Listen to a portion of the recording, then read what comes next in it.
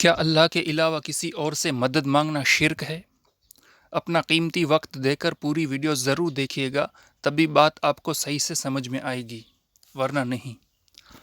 آپ نے ایسا سنا ہوگا کہ اللہ کے علاوہ کسی اور سے مدد مانگنا شرک ہے، لیکن کیا واقعی ایسا ہے؟ نہیں، ایسا نہیں ہے۔ کیونکہ اگر ایسا ہوتا تو کوئی بھی شرک سے نہیں بچ پاتا۔ ہر کسی کو کسی نہ کسی کی مدد کی ضرورت پڑتی رہتی ہے، صبح سے لے کر شام تک، جنم سے لے کر موت تک۔ بلکہ سچ کہوں تو جنم سے پہلے سے لے کر موت کے بعد تک ہر انسان دوسرے کی مدد لیتا بھی ہے اور دوسرے کی مدد کرتا بھی ہے۔ تو اس سے یہ بھی پتہ چلتا ہے کہ یہ شرک نہیں ہے۔ آپ دوسرے کی مدد لے بھی سکتے ہیں اور دوسروں کی مدد کر بھی سکتے ہیں۔ اللہ تعالیٰ فرماتا ہے وَتَعَاوَنُوا عَلَى الْبِرِّ وَالتَّقْوَى وَلَا تَعَاوَنُوا عَلَى الْإِثْمِ وَالْعُدْوَانِ، اور نیکی اور پرہیزگاری کے کاموں میں ایک دوسرے کی مدد کرو اور گناہ کے کاموں اور زیادتی کے کاموں پر ایک دوسرے کی مدد نہ کرو۔ سورۃ المائدہ سورہ نمبر 5 آیت نمبر 2۔ لیکن ایک ایسی مدد بھی ہوتی ہے جو اگر اللہ کے علاوہ کسی اور سے مانگی جائے تو وہ شرک ہو جاتی ہے۔ آئیے اسے سمجھنے کی کوشش کرتے ہیں کہ وہ کون سی مدد ہے جو اگر اللہ کے علاوہ کسی اور سے مانگی جائے تو وہ شرک ہوتی ہے اور انسان مشرک ہو جاتا ہے۔ دیکھیے، ایک مدد ہم کسی سے مانگتے ہیں اسباب کے تحت، لاجیکل مدد، ایسی مدد جسے ہم آسانی سے عقل سے سمجھ سکتے ہیں۔ مثال کے طور پر آپ کو پیاس لگی ہے، آپ نے کسی سے پانی مانگا۔ اب ایسے میں آپ کی زبان برابر کام کر رہی ہے، آپ کی آواز دوسرے کے کانوں تک پہنچ رہی ہے، اس کے کان برابر کام کر رہے ہیں، وہ آپ کے سامنے بیٹھا ہوا ہے، آپ کی آواز سن کر وہ اپنے قدم استعمال کر کے فریج کی طرف جائے گا، اس کے قدم بھی برابر کام کر رہے ہیں، پھر وہ فریج کا دروازہ کھولے گا، اس کے ہاتھ بھی برابر کام کر رہے ہیں، پھر وہ فریج سے پانی کی بوتل نکالے گا، پانی کو گلاس میں ڈالے گا، پانی گریویٹی کی وجہ سے گلاس میں آئے گا، پھر وہ آپ کے پاس ہاتھ میں گلاس پکڑ کر اپنے قدم استعمال کر کر اپنی آنکھوں سے دیکھ کر آپ کے پاس پہنچے گا اور آپ کو پانی دے گا اور پھر آپ پئیں گے۔ اب یہ پورا جو ایک پروسیس ہوا پانی کی مدد مانگنے کا، یہ ایک سائنٹیفک لاجک کے تحت ہوا ہے۔ اس پوری مدد کو ہم آسانی کے ساتھ عقل سے سمجھ سکتے ہیں۔ یہ ایک جائز اور حلال مدد ہے جو آپ کسی سے بھی مانگ سکتے ہیں۔ آئیے ایک اور مثال سے سمجھاتا ہوں۔ کسی کے اگر بچے نہ ہو رہے ہوں اور وہ کسی ڈاکٹر کے پاس جائے تو یہ ایک جائز مدد ہے، کیونکہ جو ڈاکٹر کے پاس گیا ہے اس کو معلوم ہے کہ یہ ایک ڈاکٹر ہے، ہمارے جیسا ہی ایک انسان ہے، کوئی خدا نہیں ہے، اس کے پاس کوئی اسپیشل پاورز نہیں ہے، یہ مجھ کو اولاد نہیں دے سکتا، لیکن اس نے ڈاکٹری کی پڑھائی کی ہوئی ہے، اس کے پاس علم ہے کہ کس کو کون سی دوائی دینی ہے، اور وہ دوا جب اندر جائے گی تب امید ہے کہ مسئلہ حل ہو جائے اور اولاد ہو سکتی ہے۔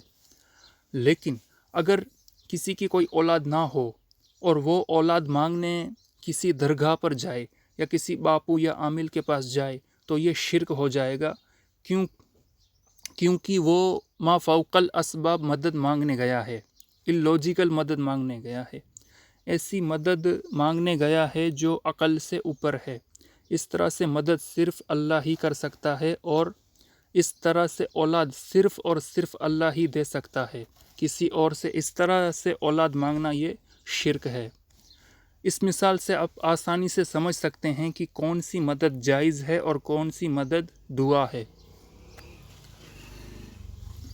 کوئی 100 سال کا آدمی ہو اور 90 سال کی اس کی گھر والی ہو اور ان کی کوئی اولاد نہ ہو، اور ایسے میں کسی ڈاکٹر کے پاس جائیں تو ڈاکٹر کہے گا کہ میں خدا نہیں ہوں، کیونکہ اس کو معلوم ہے کہ اس عمر میں اولاد کا ہونا ممکن ہی نہیں ہے۔ لیکن حضرت زکریہ علیہ السلام نے اللہ سے اس عمر میں دعا مانگی اور اللہ نے حضرت زکریہ علیہ السلام کو اس عمر میں اولاد سے نوازا، جس کو آپ سورہ مریم کے شروع میں پڑھ سکتے ہیں۔ کیونکہ اللہ کسی سبب کسی لوجک کا محتاج نہیں ہے، لیکن اللہ کے علاوہ باقی سب سبب لوجک کے محتاج ہیں۔ تو آپ ایسی مدد کسی سے بھی مانگ سکتے ہیں جس کا کوئی سبب ہو، کوئی لوجک ہو جو عقل میں آ رہی ہو، اور اس طرح کی مدد جس کا کوئی سبب نہ ہو، کوئی لوجک نہ ہو، جو عقل میں نہ آ رہی ہو، عقل سے اوپر ہو، اس طرح کی مدد کو دعا کہا جاتا ہے، اور اس طرح کی مدد صرف اللہ ہی کر سکتا ہے۔ اللہ کے علاوہ کسی اور سے اس طرح مدد مانگنا یہ شرک ہے۔ اللہ تعالیٰ فرماتا ہے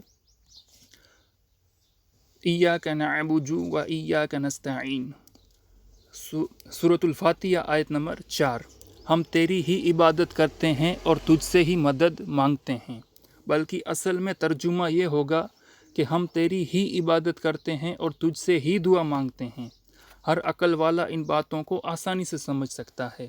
ایک مثال سے سمجھاتا ہوں، جس سے آپ مدد مانگ رہے ہوں اس میں یہ 3 کوالٹی ہونی چاہیے۔ پہلی کوالٹی، وہ زندہ ہو، یعنی آپ جس سے مدد مانگ رہے ہیں اس میں جان ہو، وہ زندہ ہو۔ اگر وہ زندہ نہ ہو تو وہ خود کی ہی مدد نہیں کر سکتا، خود پر بیٹھی مکھی کو بھی نہیں اڑا سکتا، وہ آپ کی کیا مدد کرے گا؟ پھر دوسری کوالٹی، وہ حاضر ہو، یعنی سامنے موجود ہو، یا اگر سامنے موجود نہ ہو، کہیں دور ہو، لیکن آپ اپنی آواز، اپنی بات اس تک پہنچا سکتے ہوں فون وغیرہ کے ذریعے، تو یہ بھی ٹھیک ہے۔ تیسری کوالٹی، وہ قادر ہو، مطلب مدد کر سکتا ہو۔ جس میں یہ تینوں کوالٹی ہوں اس سے آپ مدد مانگ سکتے ہیں۔ کہ کسی کا دل دکھانا میرا مقصد نہیں ہے۔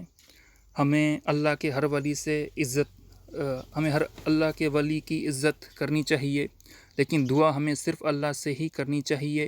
یہی تعلیم ہے قرآن کی، یہی تعلیم ہے نبی علیہ السلام کی اور باقی انبیاء علیہ السلام کی، اور یہی تعلیم ہے صحابہ کی، اہل بیت کی، اور یہی تعلیم ہے اولیاء اور بزرگان دین کی۔ ہمیں چاہیے کہ ہم صرف اللہ سے ہی دعا کیا کریں اور شرک سے توبہ کریں، خود بھی شرک سے بچیں اور دوسروں کو بھی بچائیں، اور توحید کی دعوت کو عام کریں۔ باقی اگر آپ کے ذہن میں کوئی سوال ہو تو مجھ سے کمنٹ کر کے ضرور بتائیے، میں انشاءاللہ جواب دینے کی پوری کوشش کروں گا۔ ویڈیو پسند آئی ہو تو لائک ضرور کریں، اپنے رشتہ داروں کو، دوستوں کو یہ ویڈیوز شیئر ضرور کریں، اور اس طرح کی اور ویڈیو دیکھنے کے لیے چینل کو سبسکرائب ضرور کریں، اور ساتھ میں جو بیل آئیکن بنا ہوا ہے اس کو بھی ضرور دبائیں تاکہ میری ویڈیو آپ تک پہنچتی رہیں۔ اپنا قیمتی وقت دینے کے لیے اور یہ ویڈیو دیکھنے کے لیے آپ کا شکریہ۔